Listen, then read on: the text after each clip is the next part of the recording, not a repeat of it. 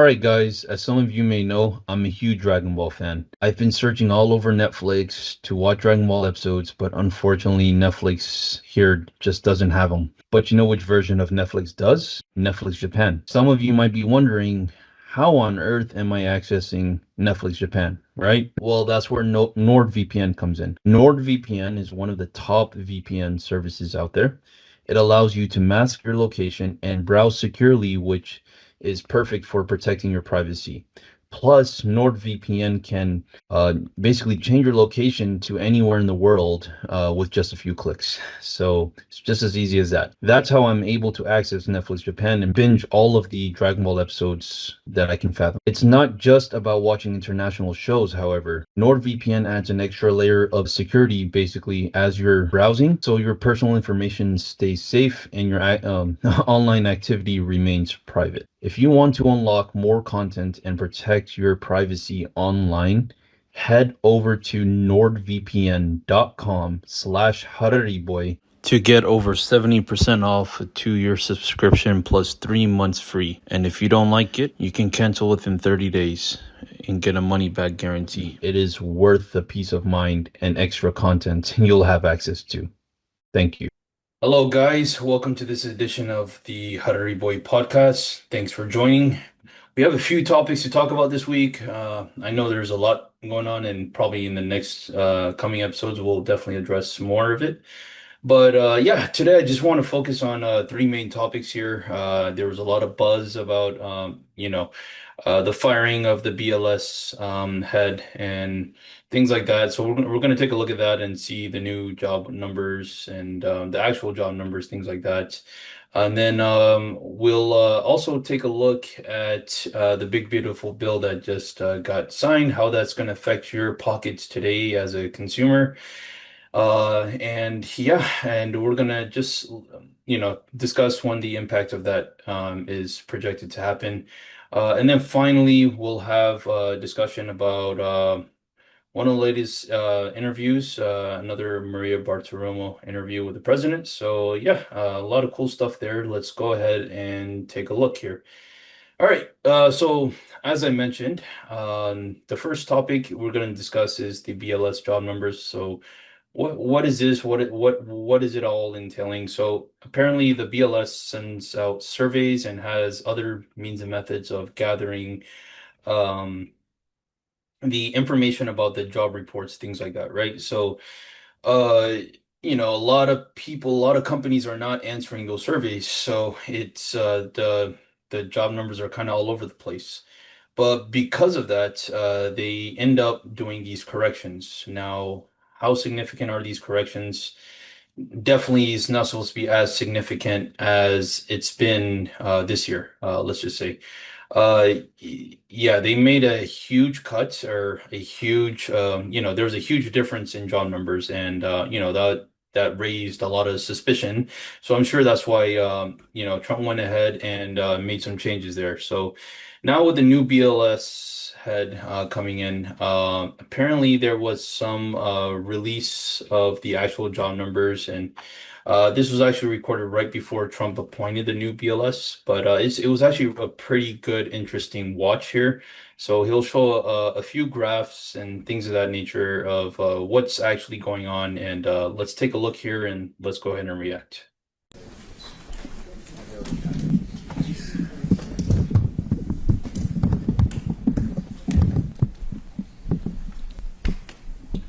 Well, thank you very much, everybody. We're going to have just a quick session with Steve Moore. Everybody knows Steve Moore with the Heritage Foundation, highly respected, one of the most highly respected economists and people that watch your money and know more about your money and your life than probably anybody I can think of.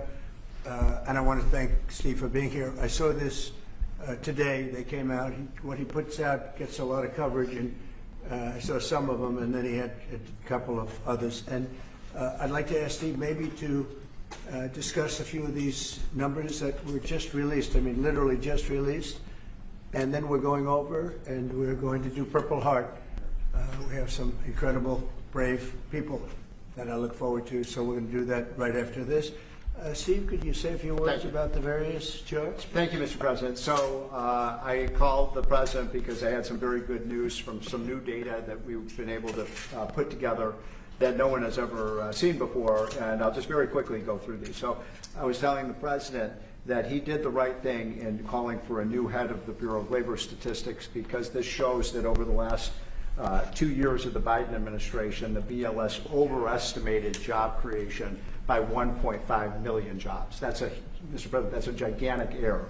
And I don't know if she's, I'm not It might making not have been an error, that's the bad part. If it was an error, it would be one thing. I don't think it's an error. I think they did it purposely. whether that, you may well be right, but even if it wasn't purposefully, it's incompetence. Right. Okay, so 1.5 million jobs overestimated. We have access to the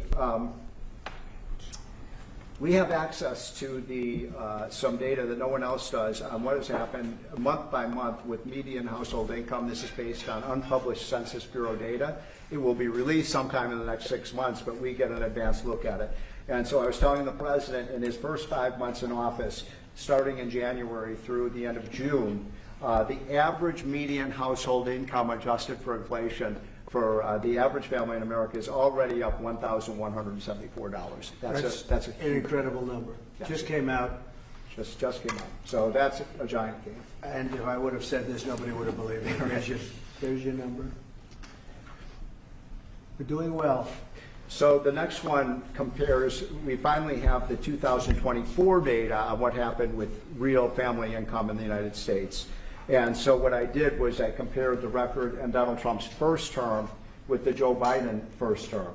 And you can see that, by the way, these dotted lines here, Mr. President, that's COVID. So if it had not been for COVID, these numbers would have been substantially better. But even taking account President Trump's last year in 2020, we saw a $6,400 real after inflation gain in income for the average family. And that compares with Joe Biden, which was a measly $551. So, Mr. President, you gain 10 times more income for the average family than Joe Biden is because of your policies.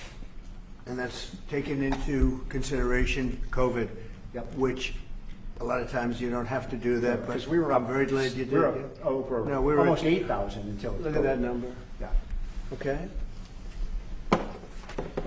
So then we looked at which families did the best. And we have data from the Census Bureau that shows by income percentage. So the 25th percentile is the lowest income, 75th percentile is the highest income. And what I find fascinating about this, Mr. President, is every income group did better. The red is President Trump, the blue is President Biden.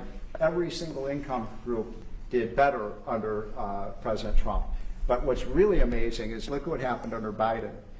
The lowest income group lost income under Biden. They were poor 4 years after Biden's presidency. No gain virtually whatsoever for the middle class. And the rich was the only group that did better under Biden, which is ironic because Biden keeps saying he was trying to get rid of income inequality. He made income inequality worse, not better. It was President Trump that reduced income inequality. These numbers just came out, by the way. And then finally,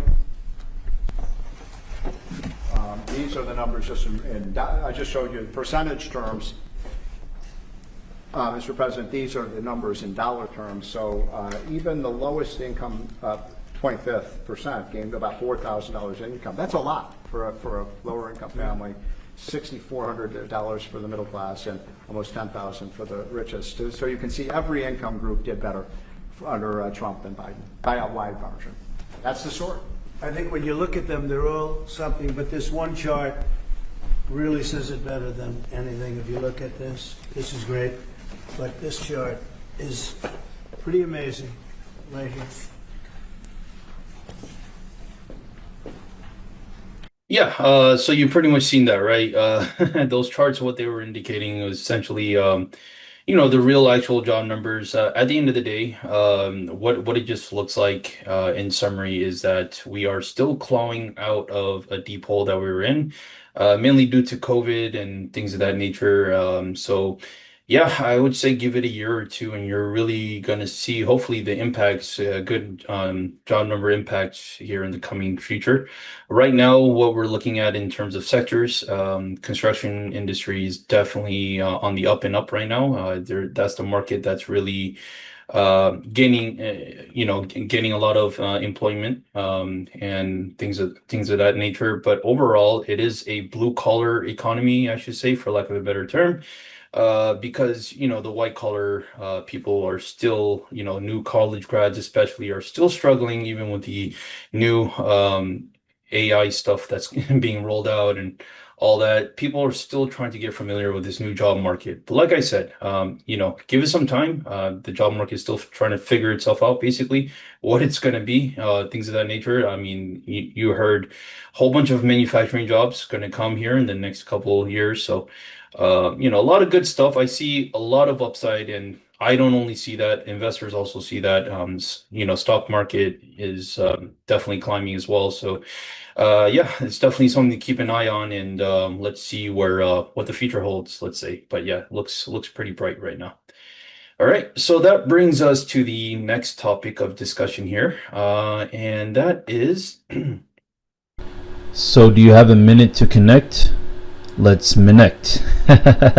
That's right, guys. I'm officially on Minect now. You guys can go ahead and book me. I will be offering financial as well as career coaching based off of the Dave Ramsey principles, of course. So yeah, feel free to contact me, connect with me on Minect, and I look forward to speaking with each and every single one of you.